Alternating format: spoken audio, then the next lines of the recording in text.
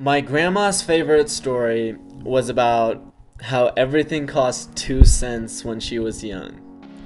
But now everything constantly got more expensive. And it was all because of the government. These uneducated pigs didn't know how to control prices. When I was privileged to hear this story, her complaining would last for hours.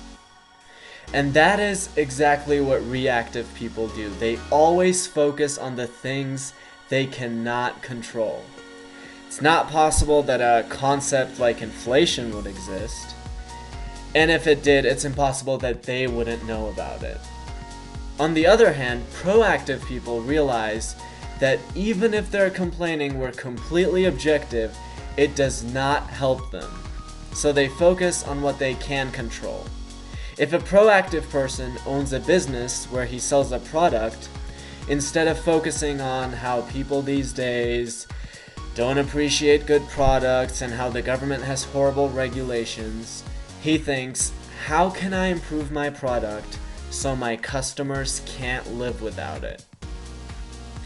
Do you realize how much responsibility, how much dedication, how much hard work comes along with asking that question? And what do you think our effort minimizing brain is going to pick as default?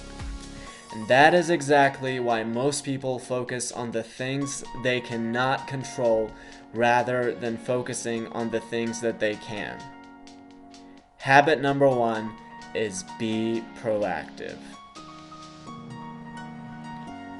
Now, imagine you're at a funeral, but this one's different from all the funerals you have ever been to.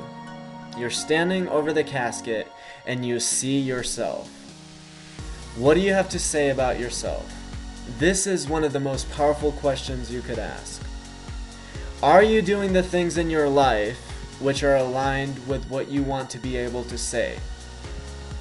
Do you want to say that you are a good spouse? If that's the case, how does coming home and instantly being negative towards your spouse affect that?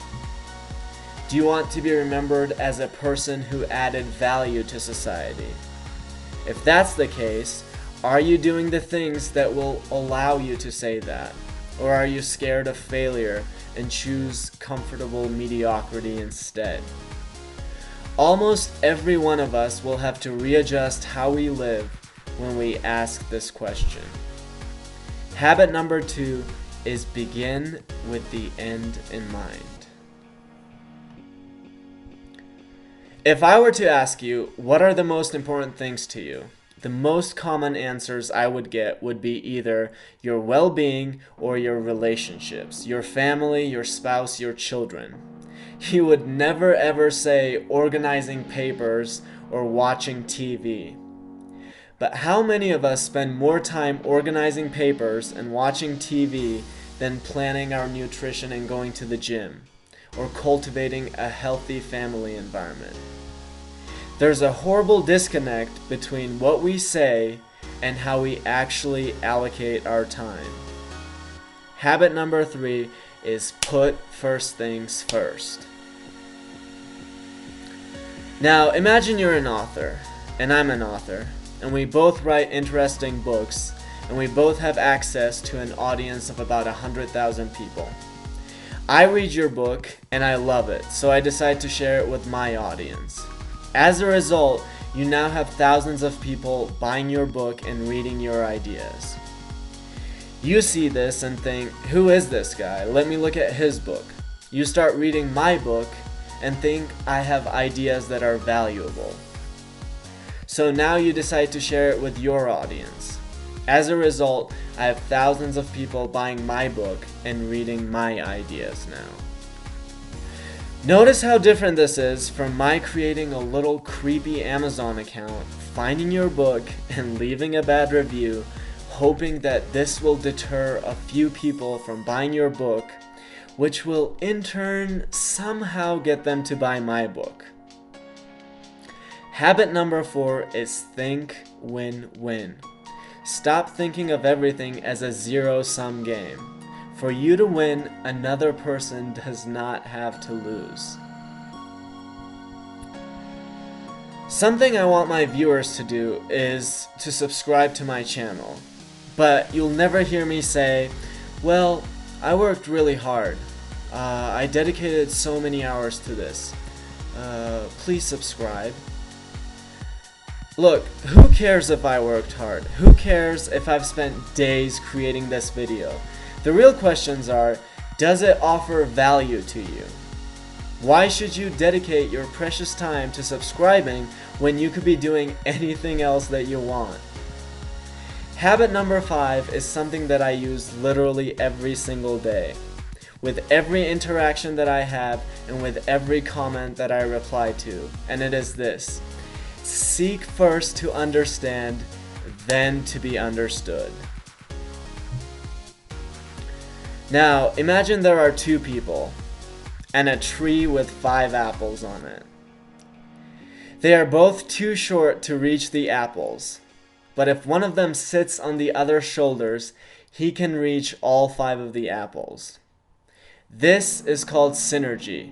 The whole is greater than the sum of its parts. Now, I'll be the first one to admit that you can't achieve this with everyone, but you should always be striving for synergy. With every synergistic opportunity you create, you can gather many more apples than you otherwise would by yourself.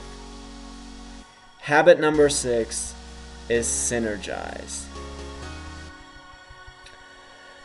A man has been trying to cut down a tree for hours. After a while, his neighbor can't take it anymore, goes over and says, "You know, if you sharpen the saw, you'll be able to cut it down faster." And the man replies, "But sharpening the saw is going to take time." Now, we laugh at this story, yet we do the same thing all the time.